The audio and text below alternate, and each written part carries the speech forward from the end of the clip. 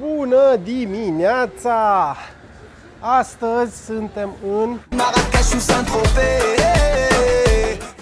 luăm tot piciorul La drum. la drum. Luăm tot orașul la picior. Nu avem neapărat un plan, un itinerariu. Avem câteva chestii marcate pe hartă. Dar dacă am învățat ceva în Maroc de mai mult de o săptămână de când stăm, este că planul pe care îl faci acasă nu se potrivește neapărat cu cel din târg. Ne pierdem prin Medina, încercăm să vizităm ce este de vizitat. Cam ăsta e planul, mai avem 2 zile în Maroc și vrem să ne bucurăm la maxim de ele. Momentan afară e bine, vreo 20 de grade, or să fie 26 de grade astăzi, deci se anunță o zi călduroasă. Cam asta. Vă las cu nebunia Marocului, că e ora 9 și deja este plin de lume și gălăgie și trafic și praf, nebunie. E Marrakech, ce să mai...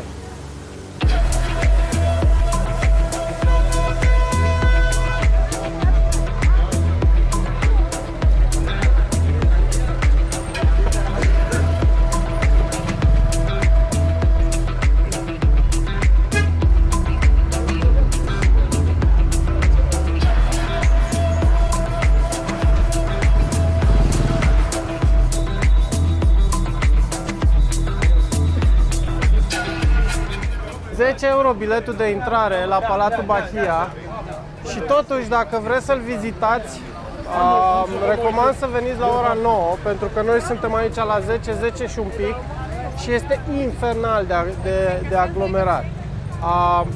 Da, Marrakechul este mega turistic și bineînțeles că unul dintre obiectivele sale principale este mega aglomerat. Dar repet, dacă totuși vreți să veniți să-l vizitați, veniți la 9 când se deschide. Nu mai târziu, pentru că se aglomerează și devine de-a dreptul infernal. Dacă era cineva curios, cam cât costă casele pe aici prin Marrakech, 300.000 de euro, 7 camere, 600.000 de euro. Bine, astea deja Riad, hotel în Medina, 1.500.000 de euro cu piscină. Ai văzut-o pe asta? Da. Da, prețuri foarte mari. Iarăși, cu piscină, 455.000 de euro, 4 camere. Da, foarte mari prețurile, nu mă așteptam să fie chiar atât de mari. Foarte scumpe. Eu mă gândeam în mintea mea că sunt un pic mai ieftine totuși, adică știu că e Marrakech, dar chiar ne uitam ieri un pic pe net și făceam o comparație între Rabat și Marrakech. Rabatul are populația mai mare decât Marrakechul. Bine, ăla e capitală, dar ăsta e cel mai turistic oraș și așa mai departe. Salariul mediu în Rabat este mai mare decât cel din Marrakech, iar cheltuielile medii pe o zi sunt cu vreo $10 mai mici în Rabat decât aici. Ceea ce mi se pare, de obicei capitalele sunt îngrămădite, împuțite, cu multă lume și așa mai departe. Aici e fix opusul. Dacă ar fi să aleg un oraș în care să trăiesc în Maroc, clar, n-aș alege Marrakechul sau ăstea vechi. Da, am rămas mască oricum. Ce bei acolo? Păi mi-am luat un fresh Da. din 300 de zahăr și portocală și ginger. Am dat 7,50 lei pe el. E natural, e bun. Ar fi mers un pic de gheață. În Rabat, că tot compar acum cu Rabatul, era 6. Ca să vă faceți o idee. Deci E aici... mult prea turistic orașul ăsta. De aici și cererea mare și prețurile ridicate. Da. E plin de turiști, într-adevăr. Da. Și la un moment dat chiar sunt obositor. Pe toate străzile, peste tot, străzile pline ochi de turiști. Nu prea ne place treaba asta. Nu, Dar simți așa facem că parte nu... din ei, știi? Facem parte din ei, dar mereu am încercat să găsim o variantă să ocolim părțile foarte turistice, dar câteodată nu ai destinația propriu-zisă, îți place, vrei să o vezi, chiar dacă e plină de turiști. Nu poți să te ferești tot timpul. Și mai e o chestie, că ajungi undeva într-un oraș mare, gen cum e Marrakechul, și vrei să vizitezi anumite chestii de ale lor, nu știu, mega cunoscute și așa, să zicem un palat, o casă, o cetate, un muzeu, o ceva.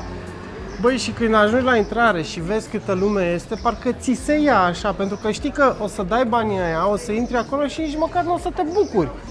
pentru că totul e mult prea plin și mult prea aglomerat. Am ajuns ușor să ne gândim că este mai bine să vii să vizitezi în afara sezonului, chiar dacă poate vremea nu e cea mai bună și e poate prea cald sau poate prea frig, dar măcar nu te calci în picioare. Și cred că asta de multe ori ajută mai mult. Cea mai faină stradă din Marrakech. Nu e nimeni.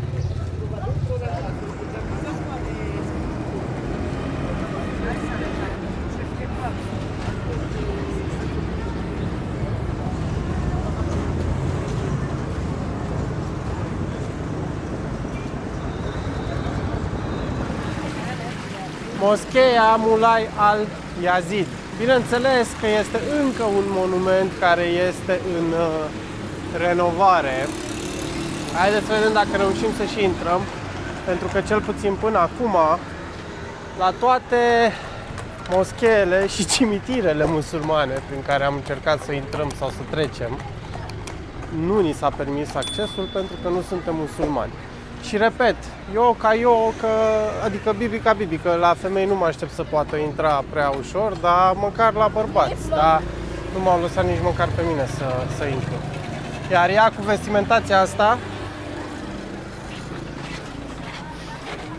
nu știu ce să zic, a zis că e lungă rochia ei, eu zic bine, dacă tu zici că e lungă, e no. Dar vedem acum.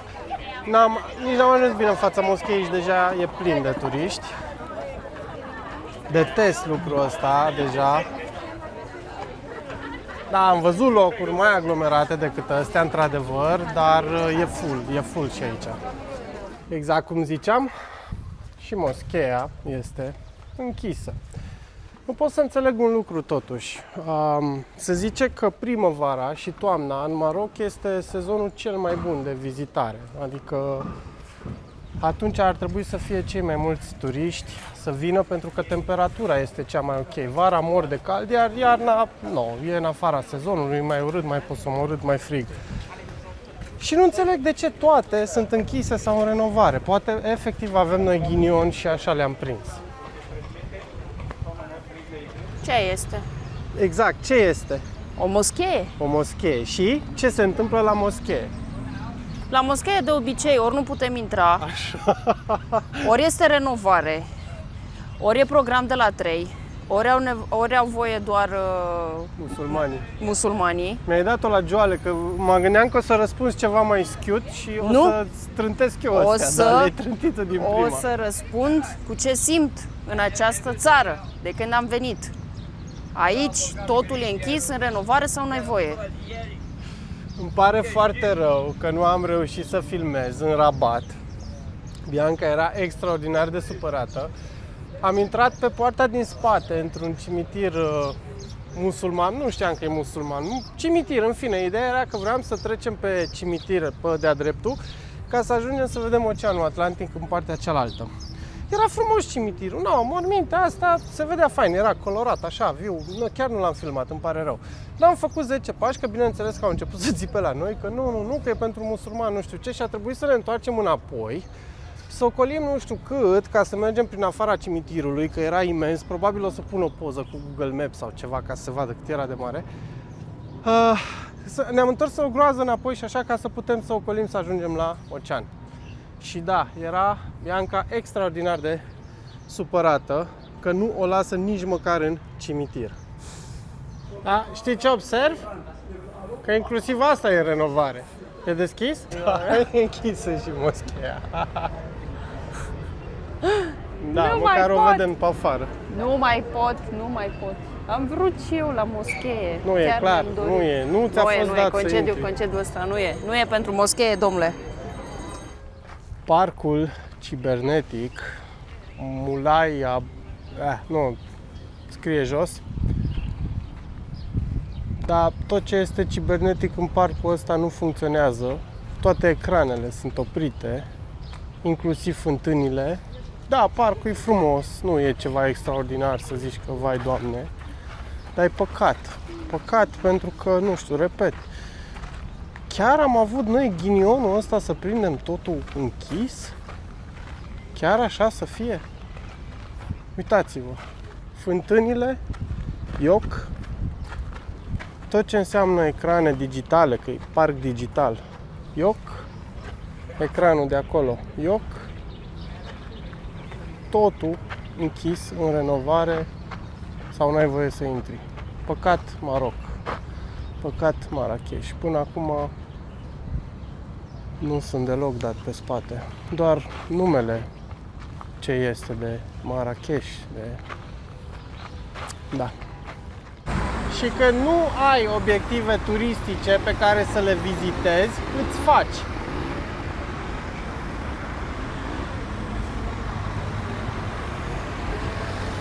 Gara din Marrakech se află pe bulevardul Mohamed al VI-lea și a fost înființată în anul 2008. Ea impresionează prin faptul că îmbină arhitectura în stil tradițional marocan cu elemente moderne, iar fațada și interiorul acesteia sunt confecționate din marmură și placate cu plăci ceramice.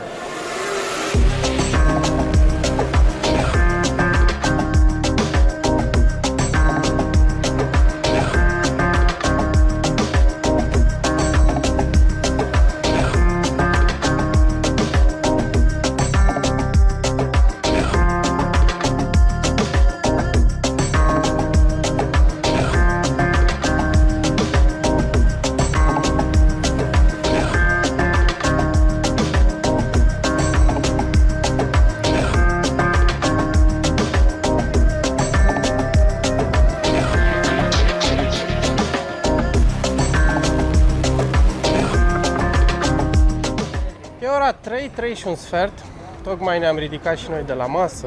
Am plătit în total pe 2 porții de tangin cu pui și apă, 15 euro, un preț chiar mic.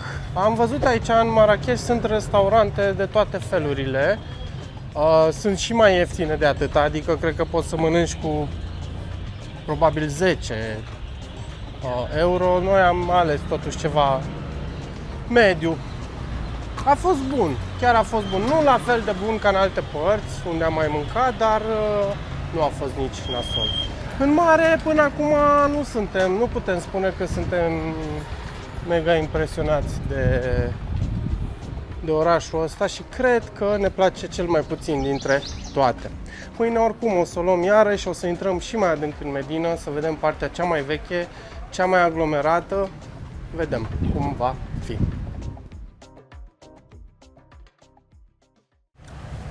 Bună dimineața! Începe o nouă zi, ultima zi de altfel în Marrakech și în Maroc. Astăzi, bineînțeles, ca și ieri, o să luăm orașul din nou la picior, să-l explorăm și să vedem unde nu putem să intrăm în Maroc. Pentru că până acum a fost o ușoară dezamăgire Marocul la anumite chestii. Dar până să ajungem spre centrul Marrakechului, o să mergem și o să luăm un autobuz, pentru că cu 2 zile, când am lăsat mașina din închiriat, din păcate, mi-am uitat căștile și mouse-ul în mașină. Cei de la firma de închiriere au fost drăguți și au zis că pot să merg astăzi după ele, să le iau de la ei de la sediu. Așa că acum mergem să testăm transportul în comun din Marrakech ca să îmi recuperez electronicele. Uitați aici bunătățuri, dulce. Ce fain arată aici, bă. Dulcereturi, toate chestiile sănătoase, da. Aia, da, nu sunt chiar sănătoase. Hai că au, în afară ca arahide și migdale caramelizate, restul erau aveau fructe. curmale și de-astea Și confiate. geamalea sunt sănătoase. Da, corect. Uite, pe aici sunt ăștia cu maimuțe și cu șerpi, o să sară pe noi imediat. Monsieur, monsieur! S'il vous plaît, bienvenue! Mângâiele manchi! Première fois în Maroc! Bienvenue, bienvenue! Il est pifou! Ăsta e cu maimuța. Pe aici, dacă veniți în piața asta mare, o să fiți, nu, asaltați, mega asaltați. Mi-e milă de maimuțica aia. No. O boală pe ei. Și pe aici, pe undeva, ea, trebuie să fie și cu șerpălăi. Da, uite, sunt sub alea pe acolo. Uite, cobra. I-au scos dinții, ce au Da? făcut? Bineînțeles că nu mă lăsa să filmez, că cum Ginicul mi-a făcut cu mâna, era cu cobra. Da, cred că au scoși Păi colții, n-ai nu pot să-mi cum, dau îți seama. dai seama că e mutilată de... Da, probabil. Și de acolo de undeva o să luăm autobuzul. Hai să schimbăm subiectul cu animalele, că mă doare sufletul. Dacă veniți aici, vă rog din suflet, nu faceți poze, nu dați bani, nu știu, nici măcar nu vă opriți, nu vă uitați la ei, pentru că nu facem altceva decât să încurajăm chestia asta. Și dacă în continuare dăm bani și facem poze cu maimuța, doar ca să ne simțim noi că am făcut o poză cu maimuța, în continuare vor face treaba asta și nu știu cât de bine s-a văzut pe filmări, dar nu sunt fericite. Se vede pe capul lor că sunt chinuite. Dacă chiar vreți să vedeți maimuță, nu știu, mergeți la zoo, nici acolo poate nu e chiar 100% ok, dar Măcar au spațiu și Măcar e sunt un pic îngrijite altfel, da. și altceva. în orice caz, nu aici, că nu este... Nu e ok. Nu Și e normal. același lucru și la noi la mare. Poză cu leuțul, cu tigruțul, cu... În fine. Aici e un fel de capăt de linie, chiar la ieșirea / intrarea în Medina. Și trag foarte multe autobuze, inclusiv cel care duce la aeroport. Prețul autobuzului pentru aeroport este de 30 de dirham sau 3 euro. Dar noi acum trebuie să căutăm autobuzul 1 sau L1. Treabă tu aici dacă merge la gardul tren. Pur gare du tren? Thank you.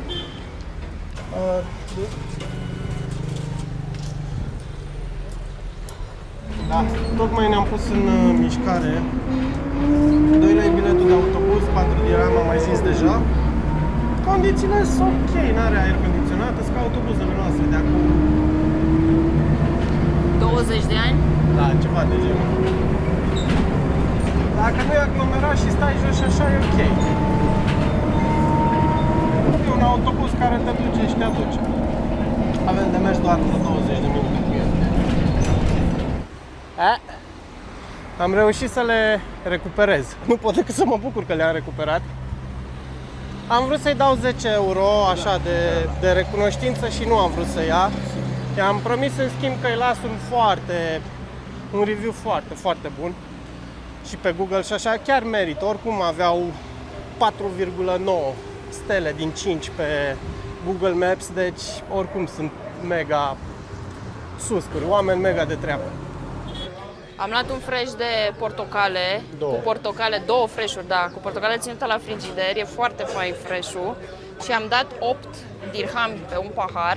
Era 6 dirhami dacă voiai pahar de sticlă, adică să bei acolo, dar nici 8 nu e un preț rău și sunt foarte, foarte dulci portocalele. Și e mult mai bun decât ce ți-ai luat ieri. Da, mult mai bun. Și mult la mai jumătate de preț. bun. Da.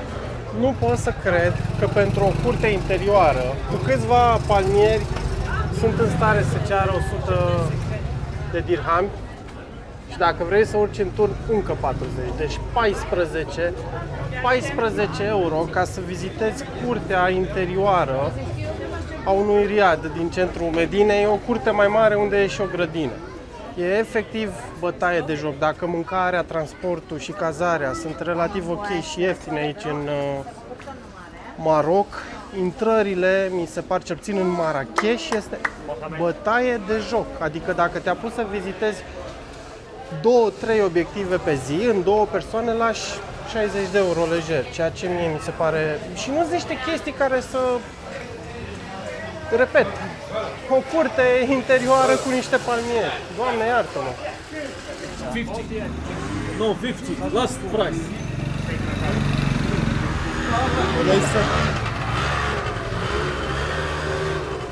Da, din punctul ăsta de vedere îmi plăcea mult mai mult în FES. Acolo nu îi lăsa cu motoarele pe străduțele astea, pe Medine, pe aici, adică nu poți să te bucuri ca lumea. După ce că e foarte aglomerat și plin de oameni, nu poți tu să te uiți la ceva ca lumea pentru că trec non-stop ăștia și te deranjează.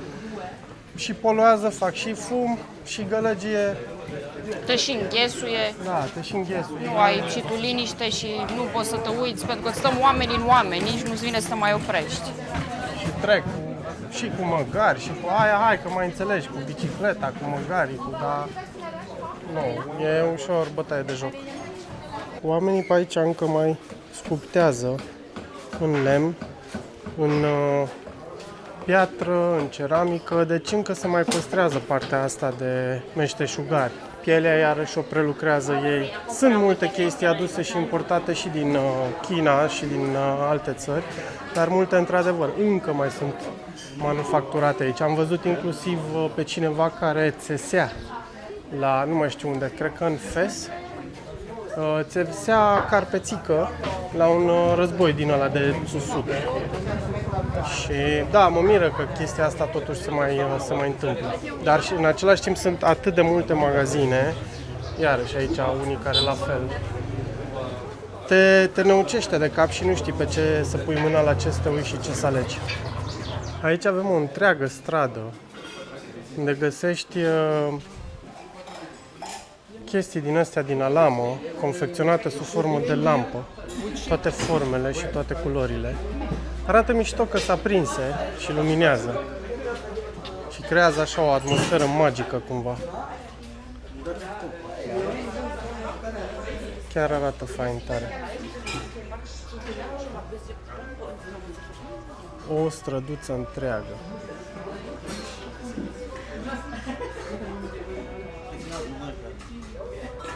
Am ajuns și la muzeul din Marrakech și aici o să intrăm, pentru că în primul rând nu e lume, adică nu e nimeni la coadă și biletul, 5 euro de persoană, mi se pare relativ ok. Acum, dacă o să merite sau nu, muzeul rămâne de văzut. El pare frumos înăuntru așa. Mai aștept să vedem câteva chestii specifice Marocului și Marrakechului. Hai să intrăm. Clădirea muzeului este într-un fost palat, scria la intrare, nu i-am reținut numele. Și cred că mai mult asta m-a convins, sau ne-a convins să intrăm. Am zis dacă tot la restul nu am intrat pentru că sunt extraordinar de plină, măcar aici să intrăm pentru că pare mai gol. Și pare frumos. E drăguț până acum. Da, chiar e ok.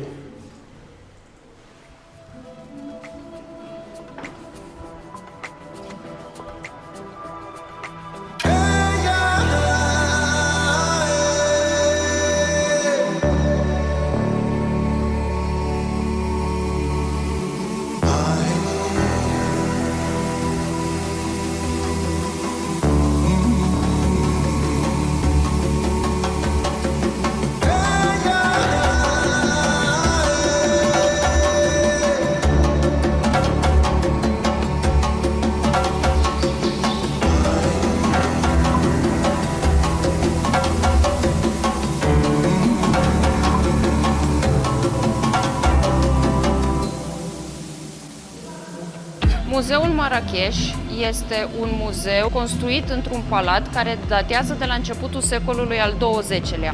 Acesta a fost construit de către un vizir și celebru lider tribal al vremurilor respective. A trecut prin diverse faze, a fost inclusiv școală de fete, iar în anul 1997 acesta a fost transformat definitiv în muzeu. Acum ne aflăm în fosta grădină a muzeului, care cu timpul a fost acoperită și pavată și transformată într-o încăpere specială a acestui muzeu.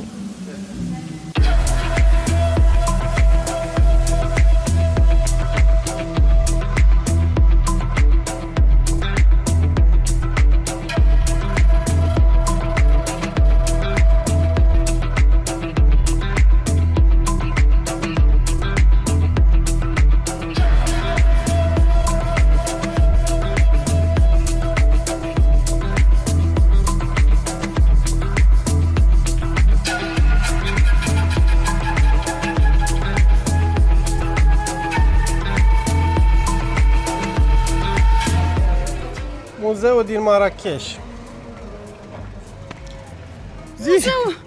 Muzeul din Marrakech.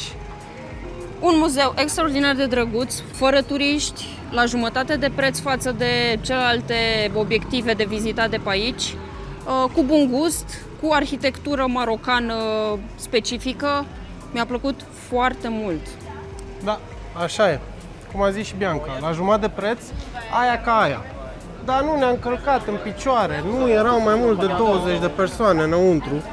Iar ce m-a atras de fapt să intru e că este într-un palat. Ok, nu o fi un palat la fel de frumos ca celelalte, unde se calcă lumea pe picioare, dar tot e un palat frumos și îți dă vibe-ul ăla de Maroc, cei mai bine cheltuiți bani din săptămâna asta. Ce să mai? Punct. Almoravid, Cuba. 10 euro ca să intri, să te plimbi să vezi, nu știu, din partea asta până în partea aia. Deci mi se pare de-a dreptul nesimțit. Ca să nu mai zic că poți să-l vezi de afară gratuit.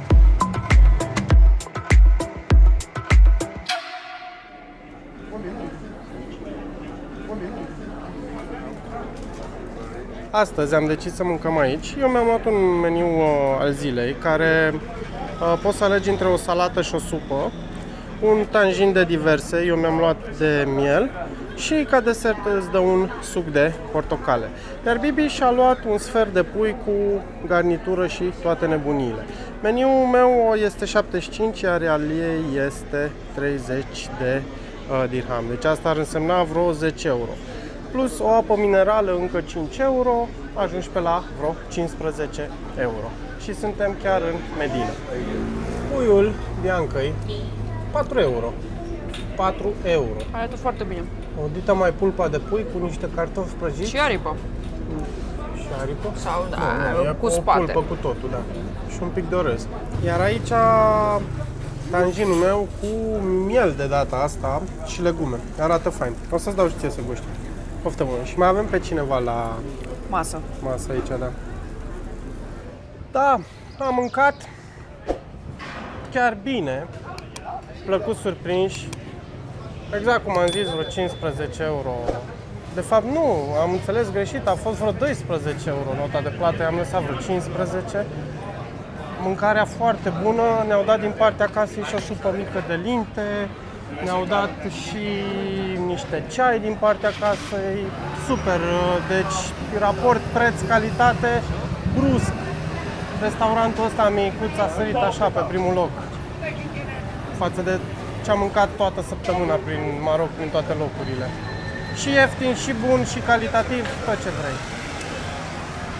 Acum suntem din nou pe străzi, mergem să căutăm un market, să facem câteva cumpărături pentru mâine, să avem pe avion și noi câteva ronțănele și de-astea. Și da, probabil mai luăm ușor, ușor la picior orașul, ne mai plimbăm și mai pe seară o să ne retragem în cameră pentru că trebuie să facem și bagajele. Încă o chestie, îți zicea și Wizu că aici în Marrakech nu poți să treci cu permis digital, boarding pass digital și că trebuie printate. Și probabil trebuie să căutăm să vedem cum le și printăm, pe unde le printăm. La cazare am văzut că ne cereau 1 euro pe foaie, 5 lei. Bineînțeles că profită și ei, dar am mai găsit în alte locuri și un pic mai ieftin. Cam asta în mare cu Marocul, pun punct aici.